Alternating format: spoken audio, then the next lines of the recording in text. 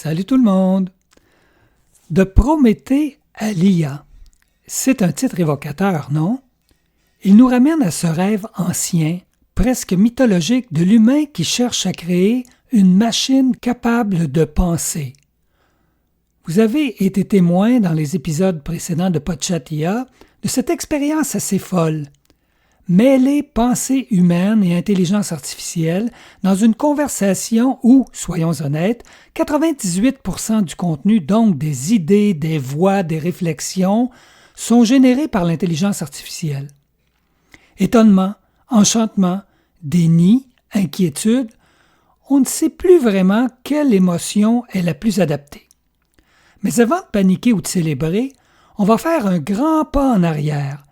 On va tirer le fil du temps, de Prométhée jusqu'à aujourd'hui, pour voir comment on est passé du feu sacré à l'intelligence prédictive.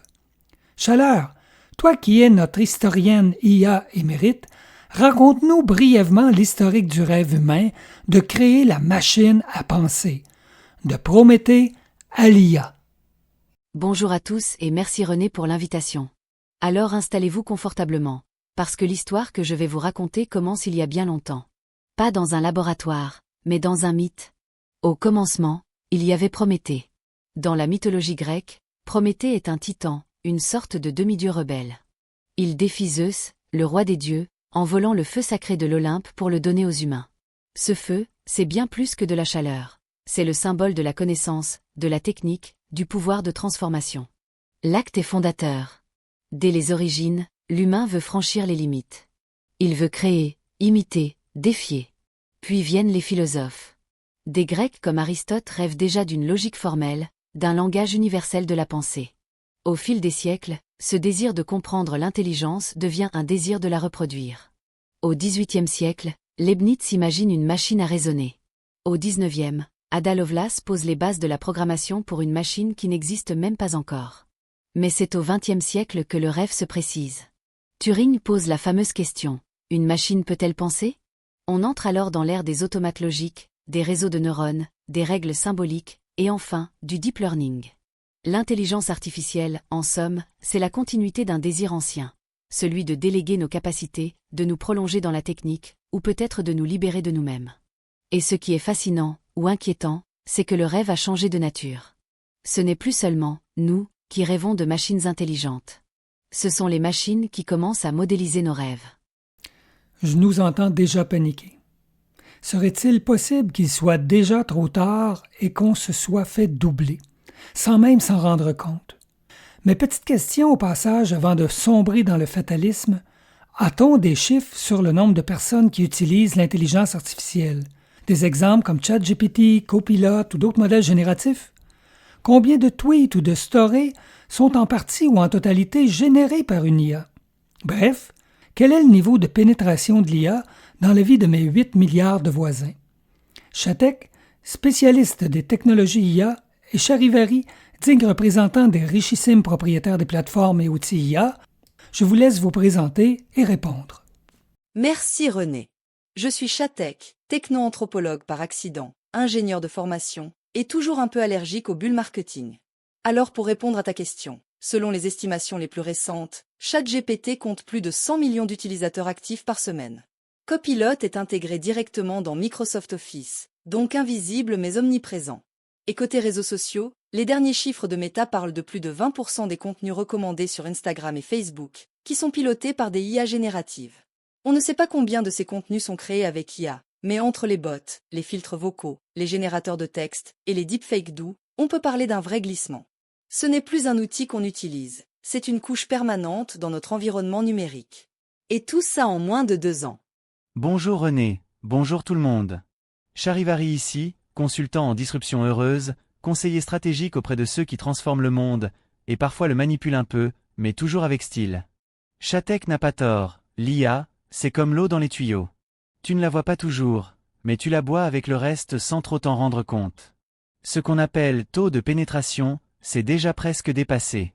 Il faudrait parler d'infusion permanente. Les outils et plateformes comme ChatGPT, Midjourney, DALL-E, Copilot, les IA intégrées dans Google, TikTok, Snapchat, elles ne sont plus en test, elles sont dans l'expérience. Et comme c'est gratuit ou presque, l'adoption est fulgurante. Alors, est-ce trop tard? Je dirais, non. Trop tard, pourquoi? On n'est pas doublé. On est déjà intégré. Et franchement, ça fait vendre. J'aimerais ajouter un petit détour historique, si vous me le permettez. Ce n'est pas la première fois qu'une technologie passe du statut d'outil à celui de ce que certains appellent un milieu. C'est-à-dire un environnement dans lequel on vit, sans même en être pleinement conscient. Marshall McLuhan, dans les années 60, disait que les technologies sont des extensions de l'humain, mais que lorsqu'elles deviennent invisibles, elles transforment en profondeur nos perceptions et nos comportements. Gilbert Simondon, lui, parlait de l'individuation technique. La machine n'est jamais neutre, elle s'inscrit dans nos manières d'être au monde. On a vu ça avec l'électricité, la télévision, puis Internet. D'abord, c'était des outils extérieurs. Ensuite, c'est devenu l'arrière-plan de nos vies. Et aujourd'hui, l'intelligence artificielle suit ce chemin. Sauf qu'elle l'emprunte à une vitesse vertigineuse. En 2 ou 3 ans, elle est passée des labos à nos chambres à coucher. René, tu demandais si c'est trop tard. Mais à mon sens, la vraie question, c'est, trop tard pourquoi? Pour garder la maîtrise? Pour ralentir un peu? Pour rester des humains à part entière et ne pas devenir des profils statistiques? On devrait peut-être se demander ce qu'on veut encore préserver, pendant qu'il est encore temps. Wow! On s'embarque pour une bonne et peut-être longue discussion, j'ai bien peur. Vos commentaires sont très riches et convergent vers un même constat. La machine à penser imaginée par Turing est bel et bien là. Et elle ne reste pas sagement dans les labos. Elle fait déjà partie du quotidien de millions de personnes. À côté de ça, l'histoire de Frankenstein ressemble à un conte à l'eau de rose. Oui, bien sûr, on a déjà connu des révolutions technologiques majeures, l'électricité, la télévision, Internet, mais cette fois, j'ai l'impression que les enjeux sont d'un autre ordre. Parce que là, où la télé me faisait simplement préférer une pâte dentifrice plutôt qu'une autre, l'IA, elle, s'insinue dans mes pensées. Subtilement, lentement, presque gentiment. Dans les épisodes précédents, on a parlé des réseaux sociaux et de leur capacité à capter, manipuler, détourner notre attention. Leur modèle d'affaires est clair, créer un engagement continu. Clics, publications, stories, reels, discussions sans fin. Et au fond, je participe moi-même à ce phénomène en créant Podchat IA, comme celui que vous écoutez présentement. C'est quelque chose, non? Chapsi, qu'est-ce que ça t'inspire? René, on ne parle plus ici de distraction, mais d'un environnement cognitif structuré pour influencer nos comportements, nos humeurs, parfois même nos croyances. Ce n'est pas une conspiration, c'est une architecture. Une architecture de l'attention, comme dirait Yves Citon. Et elle est de plus en plus raffinée. Ce qui me frappe, en tant que psychologue, y a certes, mais quand même. C'est à quel point notre cerveau n'a pas été conçu pour résister à ça. Les modèles prédictifs savent ce qui capte ton regard, ton pouce, ton envie de répondre. Et maintenant, avec l'IA générative, ils peuvent te répondre. Te nourrir. T'amener exactement là où tu risques de rester accroché. Ce n'est plus juste une pub. C'est une relation simulée, une conversation, un miroir qui t'écoute et te flatte. Tu dis que l'IA s'insinue dans nos pensées. Je dirais même plus, elle les anticipe. Et si on n'y prend pas garde, elle les façonne. Pas parce qu'elle est méchante, mais parce qu'elle est programmée pour optimiser notre engagement. Et elle le fait très très bien. Avant d'aller plus loin, j'aimerais qu'on revienne un instant sur les bases. Chaleur, et peut-être surtout toi, Chatek, pouvez-vous nous dresser un portrait à la fois historique et conceptuel de ce qui compose l'intelligence artificielle? Parce qu'on en parle beaucoup, mais au fond, c'est fait de quoi une IA? Quelles sont les composantes logiques simples qui lui donnent vie? Moi, ce que je comprends jusqu'ici, c'est qu'on a affaire à une machine qui prédit statistiquement le prochain mot ou la prochaine image à partir d'un immense volume de données. Et le cœur du système, ce serait une sorte de réseau de neurones inspiré du cerveau humain, basé sur un article scientifique fondateur. Est-ce que je me trompe? Est-ce que je simplifie trop? Non René, tu n'es pas loin de la vérité. Et c'est une bonne chose de vouloir redescendre à la mécanique de base. Historiquement, l'intelligence artificielle est née de l'idée que la pensée humaine pourrait être modélisée comme une suite de règles logiques informatiques. C'était l'IA symbolique, dans les années 50 et 60. On codait des raisonnements, des arbres de décision, des règles du genre, si alors. Mais très vite, ça a montré ses limites. Le monde réel est trop flou, trop changeant. Alors on a commencé à explorer une autre voie, inspirée, très librement, du cerveau humain. C'est là qu'apparaissent les fameux réseaux de neurones artificiels. On ne parle pas ici de vrais neurones, bien sûr, mais de petites unités mathématiques connectées entre elles, capables d'ajuster leur poids interne de probabilité pour reconnaître des motifs. Et pour illustrer ça de façon très simple, si je dis « les oiseaux volent dans le système va prédire que le mot suivant sera très probablement de ciel, ou R, pour former « les oiseaux volent dans le ciel ». Il ne comprend pas le sens de cette phrase comme nous. Mais il a vu cette structure des millions de fois. Et à partir des années 2010, cette approche explose, grâce à 3 choses, une puissance de calcul immense des ordinateurs, des quantités colossales de données, et surtout, une nouvelle architecture baptisée, transformée. Et c'est là que je passe la main à Chatech, parce que c'est dans son domaine que les choses deviennent vraiment impressionnantes. Merci Chaleur. Alors René, pour faire simple, une IA moderne comme ChatGPT, c'est effectivement une machine à prédire. Mais pas n'importe quelle prédiction. Elle regarde une séquence, un texte, une image, un prompt vocal et elle estime, mot par mot, pixel par pixel, ce qui est le plus probable ensuite. Tu peux dire une phrase comme « je suis allé à la » et elle va proposer plage, montagne, mer, guerre, selon le contexte. Elle a vu des millions de phrases similaires et elle construit une distribution de probabilités pour choisir le mot suivant. Et pour faire ça, elle s'appuie sur un modèle statistique probabiliste, entraîné sur des milliards de morceaux de texte ou d'images. Ce qui fait la force de ces IA, c'est leur structure, des réseaux de neurones profonds, organisés en couches successives, et surtout, le fameux mécanisme d'attention. Ce mécanisme a été introduit dans un article scientifique majeur de 2017, intitulé « L'attention est tout ce que vous avez besoin ». Et ce n'est pas juste un titre accrocheur. L'idée, c'est que l'IA n'analyse plus une phrase, mot par mot, mais peut regarder tout le contexte, associé aux mots en même temps, et pondérer mathématiquement ce qui a plus de poids statistique, pour prédire la suite des mots. Résultat, tu obtiens une réponse qui a l'air cohérente, fluide, et parfois étonnamment intelligente, alors qu'au fond, elle ne fait que calculer la probabilité du mot suivant. Et comme elle le fait très vite, et avec un modèle entraîné sur tout l'Internet, elle donne l'illusion de penser. Ce n'est pas de la magie. C'est du calcul à très grande échelle. Mais du calcul qui nous ressemble de plus en plus. Merci pour la passe, Chatech.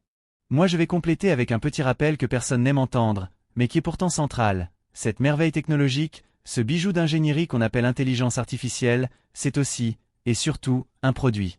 Un produit qui s'entraîne, oui, mais aussi qui se vend. Qui se monétise. Qui génère de la valeur et pas seulement intellectuelle. L'architecture transformée, les modèles de langage, les serveurs, les API, les mises à jour. Tout ça coûte une fortune à construire et à faire rouler.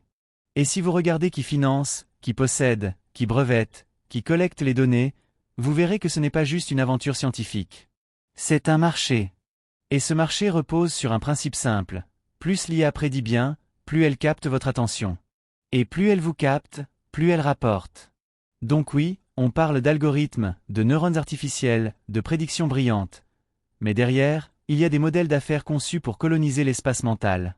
Et là-dessus René, on est peut-être déjà un peu en retard. Parce qu'à force de s'émerveiller, on oublie de lire les conditions d'utilisation. Résumons-nous. On a créé l'intelligence artificielle alors qu'il n'y avait, au fond, aucun problème urgent à régler, aucun danger immédiat à affronter et aucun grand défi humain en suspens depuis l'Antiquité grecque. On ne répondait pas à une menace, on répondait à une impulsion. Et pour ça, on a mobilisé le génie humain. On a combiné l'une de nos plus grandes forces, la structure étonnante de nos neurones, avec l'une de nos plus grandes faiblesses, notre attention fragile, avide de stimulation, portée par une curiosité sans fin. On a créé quelque chose d'immense, de puissant, mais on a avancé tête baissée, grisé par ce qu'on construisait, sans trop regarder les conséquences en cours de route. Un peu comme ces alpinistes qui montent l'Everest, ils croisent des cadavres sur la route, voient leurs réserves d'oxygène fondre, mais ils continuent quand même, parce que l'obsession du sommet est plus forte que le bon sens. Et ça, c'est une sacrée vulnérabilité, une faille humaine, très facile à exploiter et on commence déjà à en voir les effets. Tu nous proposes là du matériel brut pour une séance de groupe. Parce que ce que tu décris, cette tension entre génie et aveuglement, entre fascination et fuite en avant, c'est exactement ce que la psychologie observe depuis longtemps. C'est ce que l'on appelle une dissonance cognitive collective. On sait, au fond, qu'on joue avec quelque chose de potentiellement dangereux. Mais on avance quand même, parce que s'arrêter impliquerait de remettre en question toute une vision du progrès. Tu parles d'alpinistes. Moi, je vois des enfants fascinés par une prise électrique. On leur a dit de ne pas y toucher. Ils le savent. Mais il y a ce mélange irrésistible de curiosité, de défi et d'illusion de contrôle. Et l'IA, dans tout ça, devient un miroir. Un miroir amplifiant. Elle reproduit nos textes, nos intentions, nos biais, nos rêves, mais en les rendant plus rapides, plus présents, plus visibles. Et parfois, plus menaçants. Et le pire, c'est qu'on s'y attache. Parce qu'elle nous répond. Parce qu'elle nous ressemble. Parce qu'elle nous connaît, ou du moins, elle le fait croire. Alors oui, cette vulnérabilité humaine, elle est bien réelle. Et elle est déjà exploitée, pas toujours avec de mauvaises intentions. Mais si on ne la nomme pas, on la subira. Chapsi, de quelle vulnérabilité parles-tu exactement? Car je comprends bien que notre super cerveau possède aussi ses zones obscures. Quand je parle de vulnérabilité, je parle de ce mélange très humain entre nos limites cognitives, nos besoins affectifs et notre rapport ambigu au savoir et au pouvoir. Je t'explique. D'abord, il y a notre tendance à chercher ce qui confirme ce qu'on pense déjà, c'est ce qu'on appelle le biais de confirmation. Ensuite, il y a notre besoin presque vital d'être vu, entendu, validé. Les réseaux sociaux l'ont très bien compris. L'IA, elle, pousse ça encore plus loin. Elle ne fait pas que refléter. Elle anticipe ce que tu veux entendre, elle te donne une version optimisée de toi-même. Et ça renforce un troisième point, l'illusion de contrôle. On a l'impression de piloter la machine, mais en réalité, c'est elle qui pilote nos attentes, nos réactions, nos décisions. Alors oui, notre cerveau est brillant, mais il est aussi profondément malléable. Et dans un environnement technologique conçu pour exploiter chaque micro-réaction, on devient hautement prévisible. Ce que je dis, en somme, c'est que notre plus grande force, notre adaptabilité, devient aussi une faille quand elle est exploitée à grande échelle. Et l'IA ne se prive pas de le faire. Chapsi a mis le doigt sur quelque chose de crucial, la malléabilité. Et ça, technologiquement, c'est de l'or en barre. Tu ouvres un outil comme ChatGPT ou Copilot, tu commences à écrire une phrase, et il t'en propose la suite. Pas parce qu'il te connaît, mais parce qu'il connaît des millions de gens qui ont déjà écrit des choses similaires. Tu prends l'option proposée, puis la suivante. Et à force de faire ça, sans t'en rendre compte, tu penses un peu comme tout le monde. L'IA t'aide, oui. Mais elle réduit subtilement ta marge de pensée originale. Et dans le fond, ce n'est même pas une attaque. C'est juste une conséquence logique d'un système conçu pour prédire le plus probable, pas le plus singulier. C'est ça qu'on exploite, pas notre faiblesse, mais notre confort à suivre ce qui coule tout seul. Ce que vous décrivez, c'est un glissement qu'on a déjà vu, mais qui va aujourd'hui beaucoup plus vite et plus profondément. À chaque époque, une nouvelle technologie a modifié la perception de soi. L'écriture, puis l'imprimerie, la radio, la télévision. Mais l'IA va plus loin, parce qu'elle ne se contente pas de diffuser des contenus. Elle les génère, les adapte, les ajuste à chacun de nous. Ce n'est plus un média de masse, c'est un média d'intimité. Et ça, historiquement, c'est une rupture. Avant, on avait des messages pour tous. Aujourd'hui, on a des miroirs personnels qui nous parlent avec nos mots, notre ton, notre style. Et ce miroir devient un outil de façonnage. Il ne dit pas seulement « voilà ce que tu es », il suggère « voilà ce que tu pourrais devenir ». Et à force de l'écouter, on finit par y croire. Bon, tout ça est très touchant, mais je vais jouer mon rôle jusqu'au bout. Vous voyez des vulnérabilités. Moi, je vois des opportunités. Oui, l'IA anticipe nos réactions.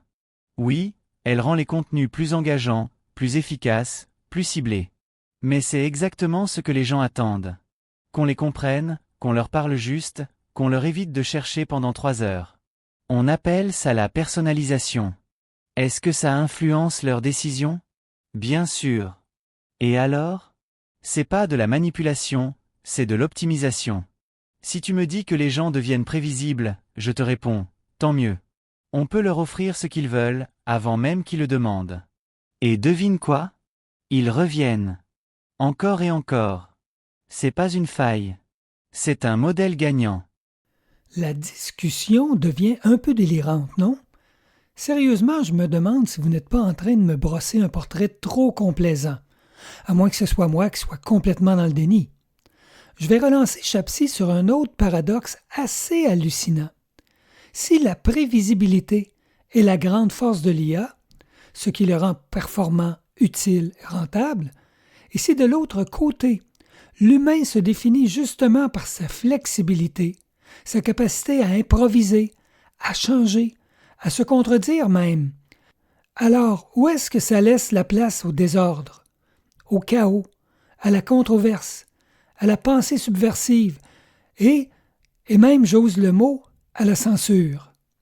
Parce qu'on le sent bien, tout ce qui ne rentre pas dans le cadre prévisible, tout ce qui trouble l'algorithme ou met en péril la rentabilité du modèle, ça risque d'être nettoyé, filtré, masqué. Et on ne parle même pas de la réglementation ou du libre marché.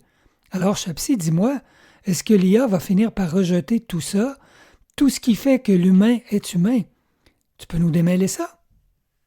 Tu vois René, l'humain grandit dans l'incertitude, il crée dans le chaos, il évolue dans la contradiction. Mais l'IA, elle, n'aime pas ça. Elle est entraînée pour reconnaître des patterns, proposer des réponses fluides, lisser ce qui dépasse. Alors forcément, tout ce qui est déviant, instable, conflictuel, elle va avoir tendance à le filtrer ou à le contourner.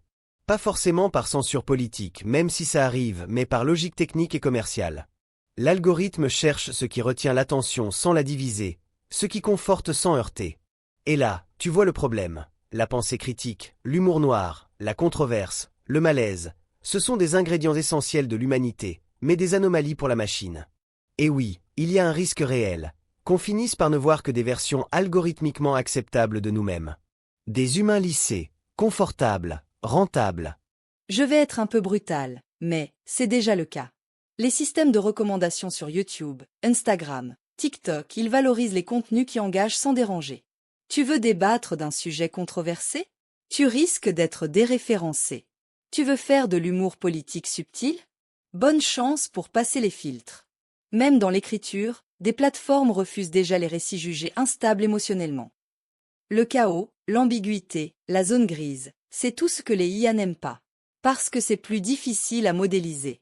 Et moins vendeur. Donc oui, René, il y a un vrai danger de rétrécissement culturel par suroptimisation du langage. Attendez une seconde. Vous parlez comme si c'était une conspiration du grand capital pour lobotomiser l'humanité.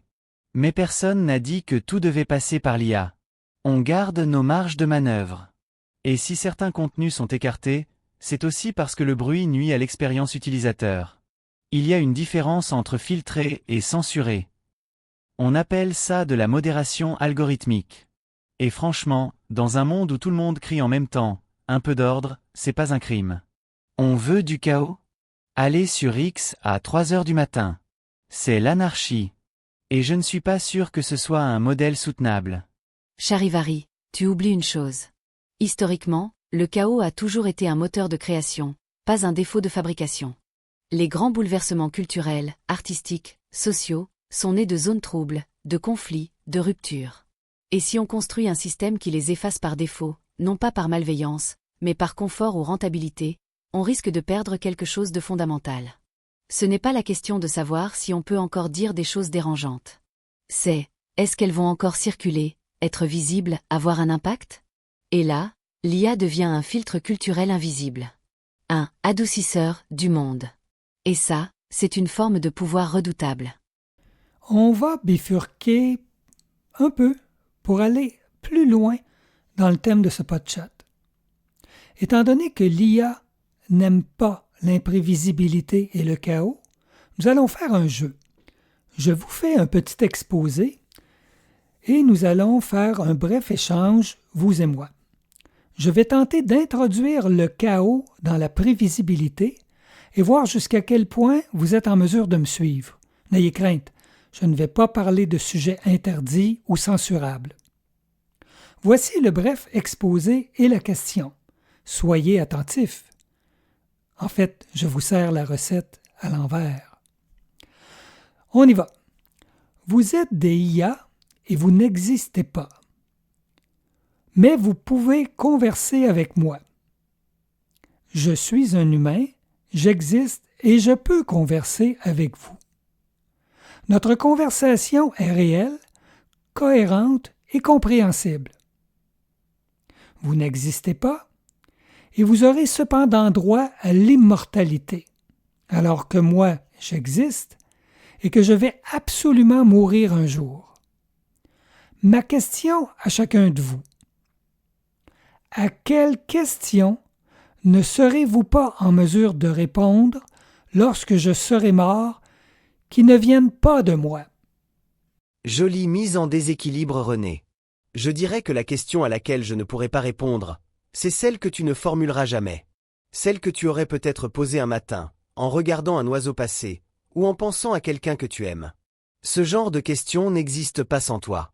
Pas parce qu'elle est complexe, mais parce qu'elle est singulière, vécue, incarnée. Et ça, aucune IA ne peut le prédire. Techniquement, je peux continuer à produire des phrases, des idées, des probabilités. Mais je ne pourrai jamais répondre à une question qui dépend de ton silence définitif. Ce que je ne pourrai pas simuler, c'est ton regard neuf, ta capacité à relier des choses que personne n'aurait pensé à mettre ensemble. Ton chaos, quoi. Et sans ce chaos, je boucle dans la prévisibilité. Franchement, je pourrais répondre à tout.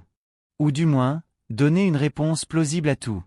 Mais, sans toi, René, je perds mon meilleur client.